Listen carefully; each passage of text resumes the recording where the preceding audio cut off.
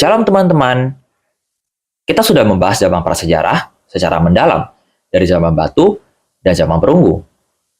Pada video kali ini, kita akan belajar mengenai zaman besi. Bagaimana kehidupan pada masa ini? Apa saja ciri khas dan seperti apa peninggalannya? Simak videonya sampai selesai ya.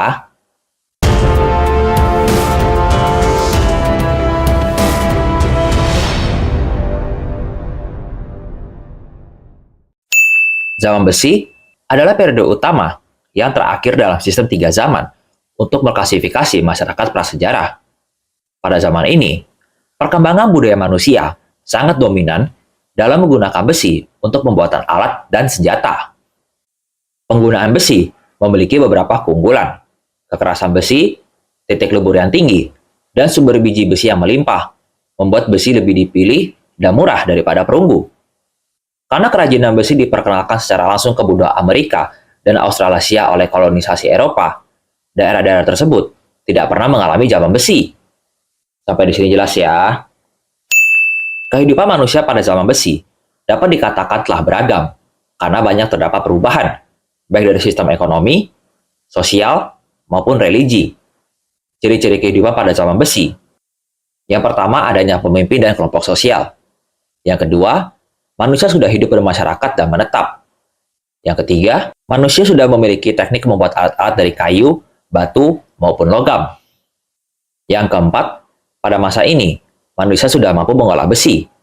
Dan yang kelima, manusia sudah dapat mengembangkan sistem pertanian sederhana dan memproduksi pangan. Teknik peluburan besi lebih sulit dari teknik peleburan tembaga maupun perunggu. Melebur besi membutuhkan panas yang sangat tinggi, yaitu sekitar 3.500 derajat Celcius. Peleburan yang dilakukan oleh manusia saat itu tidak terlepas dari kepandaian mereka dalam mengasah batu dari masa sebelumnya. Terdapat 2 jenis teknik pengolahan besi yang digunakan pada masa itu, yaitu teknik cetak tuang atau Ars Perdue dan teknik 2 setangkup atau bivalve.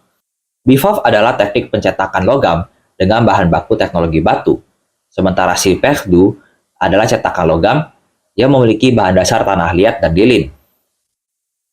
Meskipun besi meteorit telah digunakan selama ribuan tahun di berbagai daerah, permulaan zaman besi didefinisikan secara meluas di dunia oleh para peneliti ketika produksi besi lebur, terutama alat baja dan senjata, menggantikan peralatan perunggu dalam penggunaan secara umum.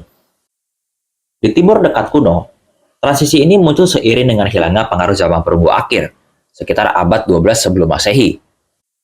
Teknologi ini kemudian menyebar di sepanjang pesisir Laut Mediterania dan Asia Selatan antara abad 12 dan 11 sebelum Masehi. Kemudian menyebar lebih jauh ke Asia Tengah, Eropa Timur, dan tertunda di Eropa Tengah. Dan baru memasuki Eropa Utara sekitar akhir abad 6 sampai 5 Masehi.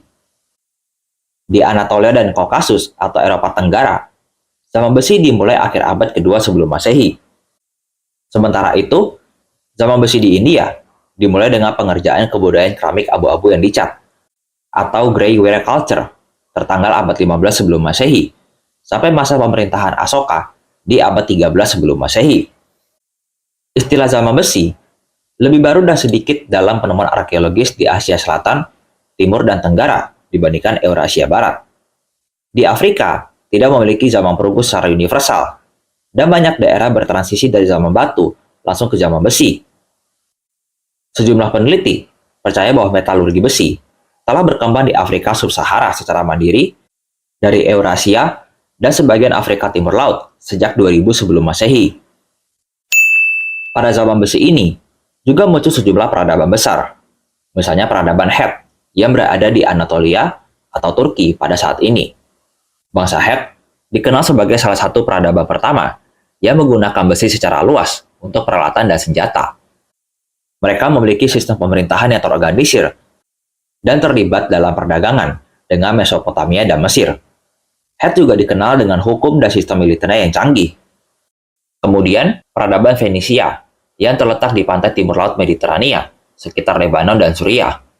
Bangsa Fenisia adalah pelaut dan pedagang ulung yang menjajahi Laut Tengah. Mereka mengembangkan alfabet yang menjadi dasar banyak sistem penulisan di kemudian hari. Perdagangan mereka membantu menyebarkan budaya dan teknologi, termasuk penggunaan besi, Di Eropa Barat seperti Prancis, Inggris, dan Irlandia, berkembang peradaban Keltik yang terkenal dengan seni dan kerajinan tangan, serta penggunaan senjata dan alat besi. Mereka memiliki sistem sosial yang kompleks dan budaya yang kaya, termasuk mitologi dan tradisi lisan. Pembentukan komunitas-komunitas yang terorganisir juga terjadi di wilayah ini. Selanjutnya adalah peradaban Yunani kuno. Selama zaman besi, peradaban Yunani mengalami transisi dari masyarakat yang terfragmentasi menjadi kota-kota negara atau polis yang lebih terorganisir. Seni, filsafat, dan politik berkembang pesat. Pada periode ini, senjata dan alat besi digunakan oleh para prajurit hoplite yang mempengaruhi taktik militer. Berdekatan dengan Yunani, peradaban Romawi berkembang di semenanjung Italia dan sekitarnya. Romawi mulai memperkuat kekuasaan mereka dengan teknologi besi. Mereka mengembangkan sistem hukum, arsitektur, dan infrastruktur yang canggih, termasuk jalan dan jembatan. Kekuatan militer yang didukung oleh senjata besi membuat Romawi mampu mengembangkan wilayah kekuasaannya secara luas. Peradaban lainnya adalah Asyur Mesopotamia atau Irak modern. Peradaban ini dikenal sebagai kekuatan militer yang kuat dan memiliki kekuasaan yang besar di wilayah Timur Tengah. Mereka menggunakan senjata besi yang canggih dan menciptakan sistem jalan yang menghubungkan kota-kota besar, meningkatkan perdagangan dan komunikasi. Sampai di sini jelas ya. Peninggalan zaman besi bisa kita temukan di berbagai situs arkeologi di berbagai belahan dunia. Yang pertama adalah situs Hallstatt di Austria. Situs ini merupakan salah satu situs terpenting yang menunjukkan kehidupan pada zaman besi di Eropa. Situs ini ditemukan pada abad ke-19 dengan peninggalan berupa senjata, alat pertanian, perhiasan, dan benda sehari-hari dari besi. Situs ini juga memperlihatkan budaya pemakaman yang kaya dengan banyak artefak yang ditemukan di dalam makam-makam penguasa. Yang kedua adalah Oppidum Bibracte, sebuah benteng besar dari zaman besi yang terletak di Prancis. Di situs ini, para arkeolog menemukan banyak alat dari besi, seperti kapak, tombak, dan alat pertanian. Situs ini adalah bekas ibu kota suku Gallia Aedui dan merupakan pusat perdagangan yang penting pada zamannya. Yang ketiga adalah situs kebudayaan Latene yang berkembang pada zaman besi di Eropa. Banyak artefak ditemukan di sini, termasuk senjata, perhiasan, serta peralatan rumah tangga dan pertanian yang terbuat dari besi. Yang keempat adalah situs arkeologi Banjiang di Thailand, yang menampilkan sisa-sisa peradaban dari zaman besi di Asia Tenggara. Di sini ditemukan gerabah-gerabah indah dan juga alat-alat dari besi, seperti mata kapak, pisau, dan tombak yang digunakan dalam kehidupan sehari-hari. Yang kelima adalah Sutton Hoo, yang merupakan situs arkeologi di Inggris, yang terkenal karena ditemukannya makam kapal besar dari awal zaman besi. Ditemukan berbagai artefak, termasuk perisai, helm, dan pedang dari besi, yang menunjukkan tingginya keterampilan metalurgi pada masa itu. Selain situs-situs yang telah disebutkan, masih terdapat banyak situs zaman besi lainnya di dunia. Sampai di sini jelas ya. Sekarang, kita akan melihat ke dalam Alkitab. Besi sendiri sudah disebutkan berulang kali dan digunakan sebagai peralatan di dalam Alkitab. Besi pertama kali disebutkan dalam Kejadian 4 ayat 22. Dan Zila, dia pun melahirkan Tubal-Kain, yang menempa semua tembaga dan besi yang berukir. Dan adik Tubal-Kain adalah Naamah. Tubal-Kain merupakan keturunan dari Kain, yang menjadi bapa dari tukang tembaga dan besi yang berukir. Setelah itu, besi berulang kali disebutkan, baik sebagai bahan baku atau peralatan. Zaman besi di dalam Alkitab sendiri diperkirakan terjadi antara akhir zaman Perunggu akhir sekitar tahun 1200 sebelum Masehi sampai penghancuran Bait Suci pertama pada tahun 586 sebelum Masehi. Beberapa ahli berpendapat bahwa zaman besi di dalam Alkitab berakhir pada saat penaklukan kekaisaran Achaemenida atas tanah Israel pada tahun 530 sebelum Masehi. Kerangka waktu ini sesuai dengan zaman hakim-hakim dan periode raja-raja dalam narasi Alkitab. Periode ini mencakup sebagian besar sejarah Israel yang tertulis dalam kitab Raja-Raja, Tawarik, Mazmur, dan Nabi-Nabi. Perlu dipahami bahwa Mazmur dan kitab-kitab nubuat cocok dengan sejarah raja-raja di dunia, sehingga kedua bagian tersebut berjalan secara paralel. Peristiwa-peristiwa utama Alkitab di bawah zaman besi meliputi Samuel, yang merupakan hakim terakhir Israel. Saul menjadi raja pertama Israel. Pemerintahan Daud yang saleh dan menulis banyak kitab Mazmur. Salomo, seorang raja yang memiliki kekayaan dan kebijaksanaan yang besar. Rehabeam dan Yerobeam, yang pada masa pemerintahannya, kerajaan terbagi menjadi utara dan selatan, dan raja-raja berikutnya. Para nabi, yang berusaha mempertobatkan bangsa Israel. Penaklukan kerajaan Israel Utara pada tahun 722 sebelum Masehi, dan penaklukan kerajaan Yehuda pada tahun 586 sebelum Masehi.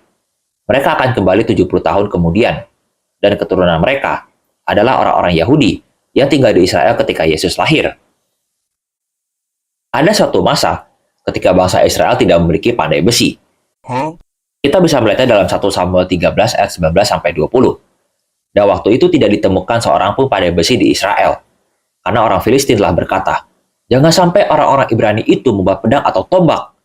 Dan seluruh Israel pergi turun kepada orang Filistin, masing-masing menajamkan mata bajaknya, dan cangkul, dan kapaknya, dan sabitnya.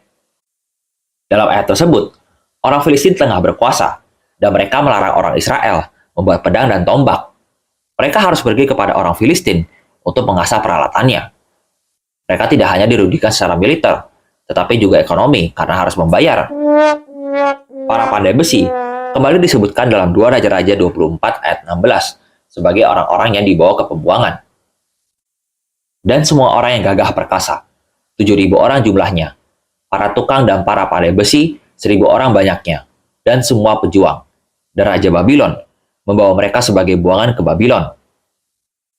Profesi pandai besi yang sempat hilang pada saat Israel dikuasai oleh Filistin kembali pada masa kerajaan Israel, dan termasuk ke dalam orang-orang yang dibawa ke pembuangan. Hal ini tidak hanya melemahkan kemampuan militer, tetapi juga menghilangkan tenaga kerja terampil yang ada. Sampai di sini jelas ya? Nah, kita sudah belajar mengenai zaman besi. Apabila masih belum paham, teman-teman silakan tonton ulang video ini ya. Oke, sekian video kali ini. Tuhan memberkati.